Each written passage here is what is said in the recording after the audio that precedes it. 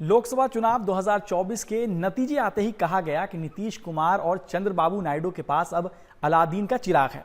इधर चिराग घिसेंगे और उधर नई मोदी सरकार की कैबिनेट में सीटें निकलेंगी। लेकिन नई कैबिनेट की लिस्ट कुछ और कहानी बता रही है। नरेंद्र मोदी के नेतृत्व में 9 जून को नई एनडीए सरकार बन चुकी है। नरेंद्र मोदी ने बतौर प्रधानमंत्री तीसरी बार वो पद की शपथ ली है। 12 और 16 सीट जीतने वाले नीतीश कुमार की जेडीयू और नायडू की टीडीपी से मोदी कैबिनेट में दो नाम शामिल किए गए हैं।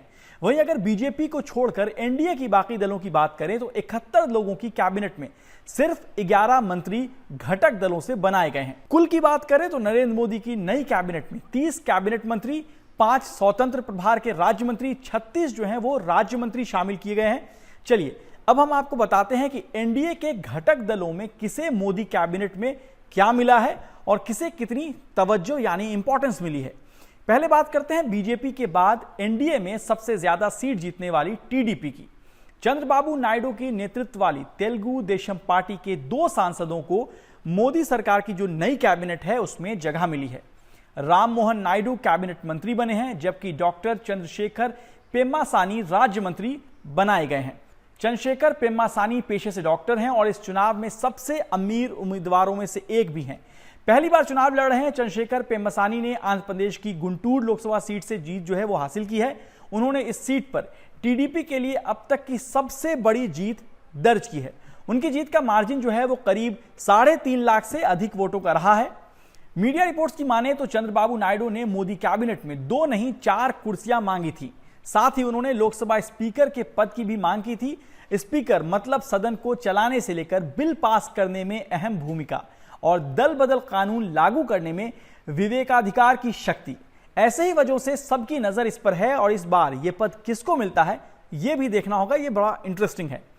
नायडू एनडीए के कोई स्वाभाविक वो सहयोगी नहीं है। पहले भी गठबंधन से बाहर जा चुके हैं और कई मौकों पर प्रधानमंत्री नरेंद्र मोदी की खुली आलोचना कर चुके हैं। ऐसे में नई सरकार में नायडू को बीजेपी किसी सूरत में नाराज यानी गुस्सा नहीं दिला सकती है, उनको नाराज नहीं करना चाहेगी। चलिए अब बात करते हैं नीतीश कुमार की। बार बार पाला बदलने और अपने यू टर्न के इतिहास की वजह से नई एनडीए सरकार के लिए नीतीश सबसे सेंसिटिव कड़ी हैं। यही वजह है कि सबकी नजर थी कि नई कैबिनेट में नीतीश कुमार की पार्टी जेडीयू को कितनी सीटें मिलती हैं। इसका जवाब आ चुका है। जवाब है 2 सीट।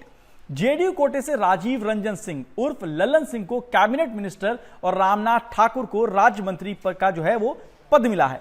रामनाथ ठाकुर जेडीयू के राज्यसभा सांसद हैं और भारत रत्न कर्पूरी ठाकुर के बेटे हैं। उन्होंने कई महकमों का कामकाज संभाला है। आरजेडी और नीतीश कुमार की सरकार दोनों में मंत्री रह चुके हैं। वहीं ललन सिंह जेडीयू के राष्ट्रीय अध्यक्ष रह चुके हैं और इस बार मुंगेर सीट पर लोकसभा चुनाव लड़ा था उन्होंने और जीत दर्ज की है। ललन सिंह भूमियार समुदाय से आते हैं, जो खासा इंपॉर्टेंट है। इस बार के चुनाव में महाराष्ट्र में सिर्फ लोकसभा चुनाव नहीं हो रहा था, यहां की जनता को 2 सवाल का जवाब भी देना था। असली शिवसेना और एनसीपी असली वाली कौन है? एनसीपी के मामले में जनता ने अपना फैसला सुना दिया है। अजीत पवार की एनसीपी को सिर्फ 1 लोकसभा सीट पर जीत हासिल हुई है और पार्टी का कोई नेता मोदी कैबिनेट में जगह नहीं बना पाया। एनसीपी नेता प्रफुल्ल पटेल ने कहा कि पार्टी को राज्य मंत्री स्वतंत्र प्रभार का ऑफर दिया गया था, लेकिन उसे उन्होंने ठुकरा दिया। उन्होंने कहा कि खुद भारत सरकार में वो कैबिनेट मंत्री पहले रह चुके हैं, इसलिए उनके लिए ये फैसला और ये पद वो लेना थोड़ा कठिन था। वहीं दूसरी तरफ एकनाथ शिंदे की शिवसेना उद्धव से पीछे होकर भी मुकाबले में दिख रही है। पार्टी ने 7 लोकसभा सीट पर जीत हासिल की है। पार्टी को मोदी कैबिनेट में सिर्फ 1 सीट मिली है। प्रताप राव गणपत राव जाधव को राज्य मंत्री स्वतंत्र प्रभार का वो पद मिला है।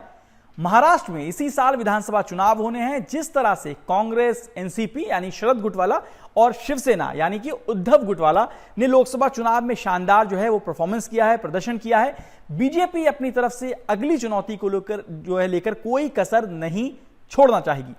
अब देखना होगा कि मोदी कैबिनेट में मनमाफिक जगह ना मिलने के बाद अजित पवार वाली जो एनसीपी है उसका अगला कदम क्या होगा और अजित पवार क्या कदम उठाते हैं। चलिए अब बात करते हैं एनडीए में 5वीं अहम पार्टी है चिराग पासवान की, एलजेपीआर। चाचा पशुपति पारस की जगह चिराग पासवान को बीजेपी का जो है वो भरोसा 100% सही साबित हुआ है। 5 सीट पर एलजेपी रामविलास ने चुनाव लड़ा और सब पर जीत हासिल हुई। अब पशुपति पारस की जगह चिराग पासवान को मोदी कैबिनेट में जगह मिली है। चिराग कैबिनेट में मंत्री बनाए गए हैं। बिहार के पूर्व मुख्यमंत्री और हिंदुस्तानी अवाम मोर्चा सेकुलर यानी हम के नेता जीतन राम मांझी को भी केंद्रीय मंत्री बनाया गया है। जीतन राम मांझी ने गया से चुनाव लड़ा था और जीत हासिल की है।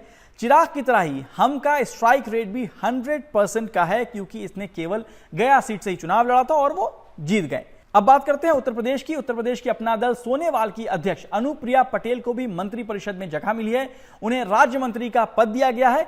अनुप्रिया पटेल ने 2021 से मोदी सरकार में वो मंत्री रह चुकी हैं। 2014 से ही वो मिर्जापुर सीट का प्रतिनिधित्व करती आई हैं। चुनाव से पहले इंडिया गुट को छोड़कर एनडीए में शामिल होने वाले राष्ट्रीय लोक दल आरएलडी के मुखिया जयंत सिंह को भी मंत्री परिषद में जगह मिली है। उन्हें राज्य मंत्री स्वतंत्र प्रभार जो है उनको दिया गया है। रिपब्लिकन पार्टी ऑफ इंडिया के प्रमुख और राज्यसभा सांसद रामदास अठावले ने भी नरेंद्र मोदी की नेतृत्व वाली नई एनडीए सरकार में राज्य मंत्री का जो है वो पद मिला है उनको, और उन्होंने शपथ ली है। अब बात करते हैं कर्नाटक की। जनता दल सेकुलर के नेता एचडी कुमारस्वामी ने एनडीए सरकार में कैबिनेट मंत्री के रूप में जो है वो शपथ ली है। कर्नाटक के पूर्व मुख्यमंत्री ने लोकसभा चुनाव में मांड्या निर्वाचन जो लोकसभा क्षेत्र था वहां से उन्होंने जीत हासिल की है। अब सबकी नजर होगी कि किसे कौन सा पोर्टफोलियो मिलेगा, यानी किसे कौन सा मंत्रालय अलॉट किया जाएगा। इन सब पर जब आप नजर बनाए रखें तो जेहन में यह भी याद रखें कि यह गठबंधन की सरकार है। नजर नीतीश कुमार और नायडू पर भी बनाए रखनी होगी, उनकी इच्छाओं पर भी रखनी होगी। क्या पता उन्होंने अलादीन के चिराग से जो मांगा वो ना मिल सका हो। बाकी खबरों के लिए आप देखते रहिए द क्विंट और क्विंट हिंदी।